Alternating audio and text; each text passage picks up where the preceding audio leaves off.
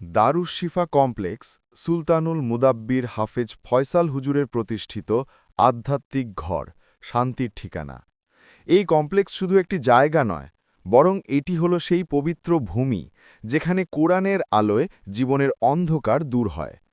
এখানে রয়েছে মসজিদ, যেখানে আল্লাহর ইবাদতে মন শান্ত হয়, মাদ্রাসা, শিশু-কিশোরেরা পবিত্র কোরআন ও দ্বীনী শিক্ষা লাভ করে, খানকা শরীফ, আত্মশুদ্ধি ও জিকির আসকারের পবিত্র আসর, দারুস শিফা, শিফাখানা, জিন জাদু, নজর ও মানসিক সমস্যার কুরআনিক চিকিৎসা, ফয়সাল হুজুরের রেজাবভান বাড়ি, দরদ ভরা দৃষ্টি নিয়ে হুজুর নিজেই পথ দেখান আশেকদের।